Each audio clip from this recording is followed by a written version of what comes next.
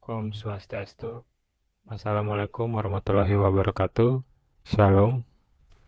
Baik, pertama-tama perkenalkan, nama saya Andika Kurniawan Sianipar dengan NIM 2215101011.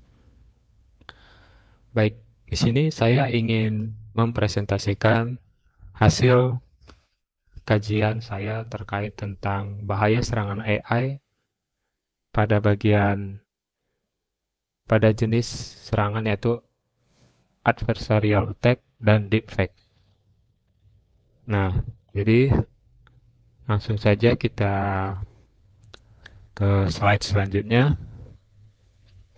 Nah, pertama kita akan masuk ke jenis serangan adversarial attack, yang dimana serangan ini merupakan serangan yang terjadi ketika penyerang memanipulasi input data dengan noise kecil yang tidak kasat mata untuk manusia tetapi mampu menipu model AI.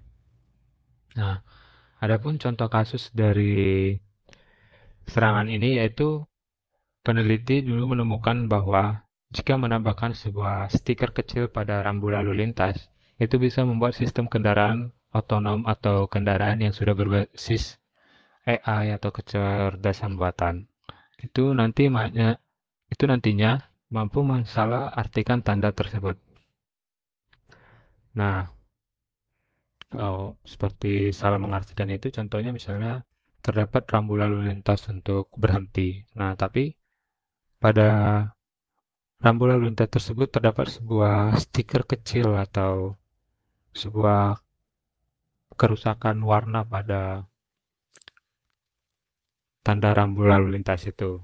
Nah, hal itu nantinya AI mungkin dapat mensalahartikan tanda tersebut jadi mungkin menjadi sebuah rambu lalu lintas dilarang berhenti atau yang lainnya mungkin.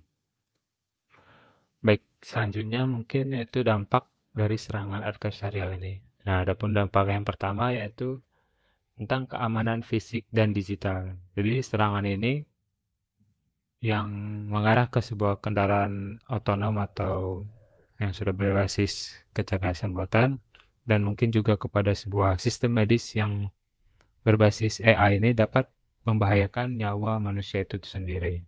Nah, mungkin seperti contoh kasus tadi itu salah mendeteksi sebuah rambu lalu lintas itu memang mungkin dapat membahayakan nyawa manusia itu sendiri. Nah, dampak yang kedua yaitu kepercayaan dan kredibilitas terhadap AI. Jadi mungkin pengguna ini akan kehilangan kepercayaan pada sistem yang berbasis AI jika sering terjadi kesalahan atau kerentanan dari eksploitasi model AI-nya tersebut. Baik, selanjutnya yaitu cara mencegah serangan adversarial ini. Jadi ada pun cara pertama itu pelatihan terhadap adversarial. Jadi pelatihan adversarial ini itu di mana model itu dilatih menggunakan data yang mencakup adversarial example sehingga mungkin lebih tahan terhadap serangan adversarial attack ini. Nah, yang kedua yaitu sanitasi data. Di mana sanitasi data itu yaitu membersihkan dan memvalidasi data sebelum digunakan untuk pelatihan model AI-nya. Dan yang ketiga yaitu teknik ketahanan model. Jadi kita melakukan teknik ketahanan model yang dimana dengan menggunakan metode seperti defensive distillation dan model regularization yang membuat model tersebut nantinya mungkin lebih tahan terhadap gangguan noise tersebut. Baik, lanjut ke jenis serangan yang kedua yaitu deepfake. Yang dimana deepfake itu sendiri merupakan sebuah teknik manipulasi media menggunakan generatif adversarial network atau disingkat GAN. Nah, GAN ini itu digunakan untuk menciptakan sebuah video, audio, bahkan gambar yang mungkin tampak nyata tetapi itu sepenuhnya palsu. Nah, selanjutnya ada pun contoh kasus dari deepfake ini itu dulu ada kejadian di mana video deepfake ini menampilkan sebuah tokoh politik yang menyampaikan sebuah pidato palsu yang digunakan itu untuk menyebarkan propaganda dan mempengaruhi hasil pemilu. Nah, kasus ini sebenarnya terjadi di Amerika Serikat terkait tentang video deepfake pidato Donald Trump dulu pada saat masa-masa pemilu di sana. Nah, selanjutnya itu adalah dampak dari deepfake itu sendiri. Nah, adapun dampak dari defect itu yang pertama itu disinformasi dari sebuah berita. Nah, jadi defect ini mempermudah penyebaran berita palsu yang dapat mempengaruhi opini publik dan stabilitas dari politik jika video berita palsu itu terkait tentang politik ya. Nah, yang kedua dampaknya itu pencemaran nama baik, yang dimana individu itu dapat menjadi korban pemerasan atau pencemaran nama baik akibat penyebaran konten palsu yang merusak reputasi mereka itu sendiri.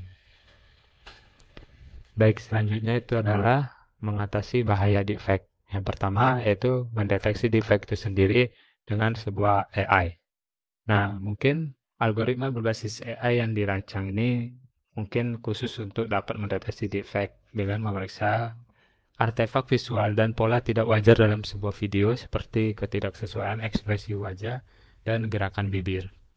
Nah, solusi selanjutnya itu adalah menggunakan blockchain untuk memverifikasi media. Jadi blockchain itu dapat digunakan untuk mencatat metadata dan memastikan keaslian sebuah video atau gambar digital yang dapat membuatnya lebih sulit untuk memanipulasi sebuah konten digital tersebut. Lalu selanjutnya itu mengedukasi publik dan literasi digital. Nah, jadi kita itu harus meningkatkan kesadaran dan kemampuan masyarakat dalam mengenali defect agar tidak mudah percaya pada sebuah informasi yang belum diverifikasi keasliannya benar atau tidak. Lalu solusi yang terakhir yaitu regulasi dan kebijakan. Jadi mungkin pemerintah dan organisasi internasional itu perlu memperkenalkan dan juga mungkin mengedukasi terkait regulasi yang mengatur penggunaan teknologi deepfake serta mengkriminalisasi penyalahgunaannya. Baik, selanjutnya itu adalah kesimpulannya. Jadi kesimpulan dari presentasi singkat ini mungkin serangan adversarial dan deepfake ini merupakan tantangan nyata dalam perkembangan AI saat ini.